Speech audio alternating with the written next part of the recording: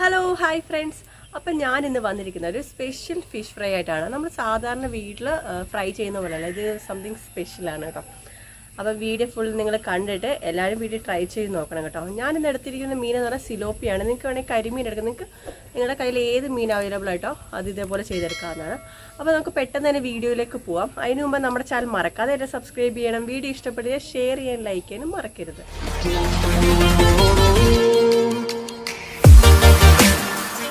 Special fish ഫ്രൈക്ക് എന്തൊക്കെ ingredients ആണ്, അതെങ്ങനെയാണ് ചെയ്തെടുക്കുന്നത് ഞങ്ങൾക്കൊന്ന് പറഞ്ഞുതരാം. അതിനായിട്ട് ഞാനിവിടെ ഒരു 5-6 വെളുത്തുള്ളി എടുത്ത് വെച്ചിട്ടുണ്ട്. അത്യാവശ്യം വലുപ്പമുള്ളതാണ്. അത് നമുക്ക് മിക്സിയുടെ ജാറിലേക്ക് ഇട്ട് കൊടുക്കാം.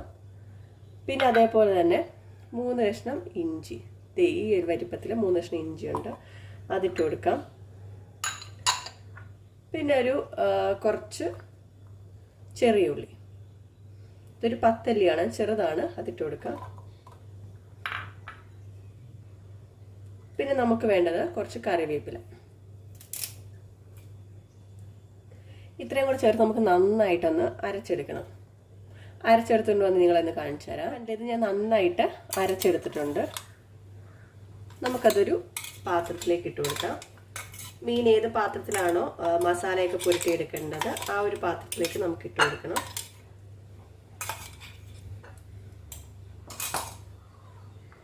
ഇനി നമുക്കിതിലേക്ക് ഞാനിവിടെ ഒരു 1.5 ടേബിൾ സ്പൂൺ കാശ്മീർ റെഡ് ചില്ലിയാണ് എടുത്ത് വെച്ചിരിക്കുന്നത്. അതാകുമ്പോൾ നമ്മുടെ ഫിഷിനൊക്കെ നല്ലൊരു കളർ കിട്ടും. അതിട്ട് കൊടുക്കാം.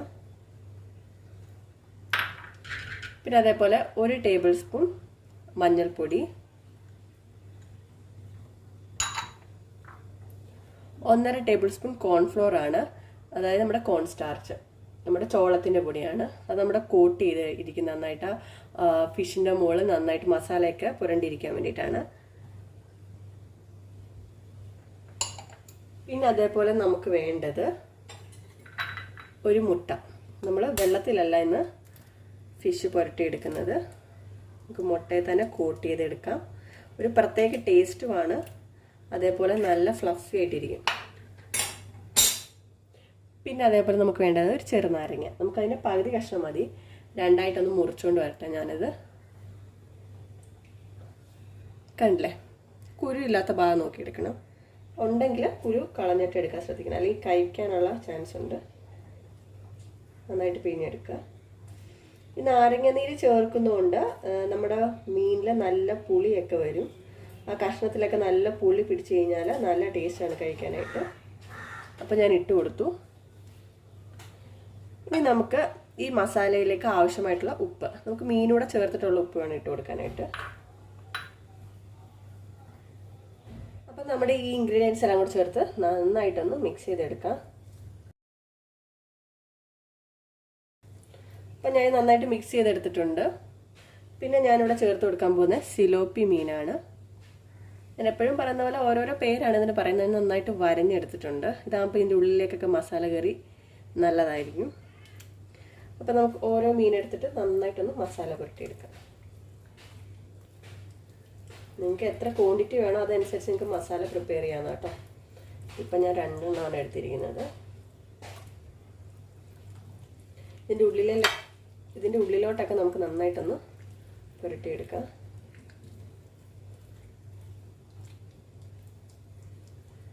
അതേപോലെ ഈ മീൻ ഞാൻ ചെയ്തെടുക്കാൻ പോവാണ്. അപ്പം നമ്മുടെ ഫിഷ് ഞാൻ 2 നന്നായിട്ട് മസാല പുരട്ടി വെച്ചിട്ടുണ്ട്. കറക്റ്റ് മസാലയായിരുന്നു, നന്നായിട്ട് ഇങ്ങനെ കോട്ട് ചെയ്തിരിക്കണം. ഇത് നമുക്കൊരു അരമണിക്കൂർ ഇങ്ങനെ ഒന്ന് റെസ്റ്റ് ചെയ്യാൻ വെക്കാം. അപ്പം നമ്മുടെ ആ ഉള്ളിലേക്കൊക്കെ പിടിച്ച് നല്ലൊരു ടേസ്റ്റ് വരും.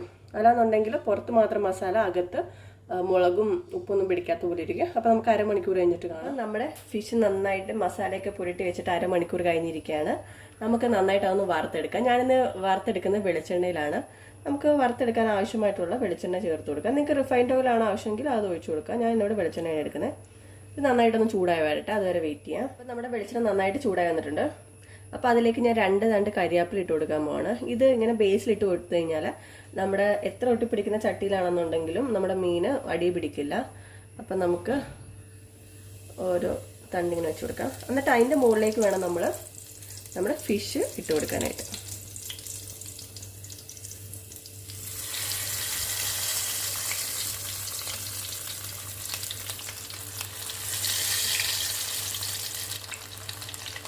ഇതിന് നമ്മൾ ലോ ഫ്ലെയിമിലിട്ട് നന്നായിട്ട് വറുത്തെടുക്കണം. കാരണം വെച്ച് കഴിഞ്ഞാൽ ഉള്ളൊക്കെ വേവാനായിട്ടും പിന്നെ നമ്മൾ ചിക്കൻ ആയാലും ഏത് നമ്മുടെ നോൺ വെജ് ഐറ്റം ആണെന്നുണ്ടെങ്കിലും ലോ ഫ്ലെയിമിലിട്ട് നന്നായിട്ട് വറുത്തെടുത്ത് കഴിഞ്ഞാൽ നല്ല ടേസ്റ്റുമാണ്, ഉള്ളൊക്കെ നന്നായിട്ട് വേവുകയും ചെയ്യും. അപ്പോൾ നമുക്ക് നന്നായിട്ട് ലോ ഫ്ലെയിമിലിട്ടതിന് ശേഷം നമുക്കിത് വറുത്തെടുക്കാം.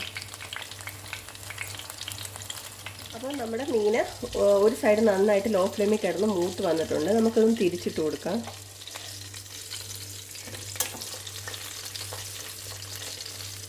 അതേപോലെ അപ്പുറത്തെ സൈഡ് നമുക്ക് തിരിച്ചിട്ട് കൊടുക്കാം. ഈ സൈഡും കൂടെ നന്നായിട്ട് മൊരിഞ്ഞാട്ടെ, അതുവരെ നമുക്ക് വെയിറ്റ് ചെയ്യാം. കണ്ടില്ലേ, നമ്മുടെ ഫിഷ് രണ്ട് സൈഡും മസാലയൊക്കെ നന്നായിട്ട് കോട്ടി നന്നായിട്ട് ഫ്രൈ ആയി വന്നിട്ടുണ്ട്. അപ്പം നമ്മുടെ special and variety fish fry ഇവിടെ റെഡി ആയിരിക്കുകയാണ്. അപ്പോൾ thank you for watching Jithu's kitchen. Have a nice day. Thank U.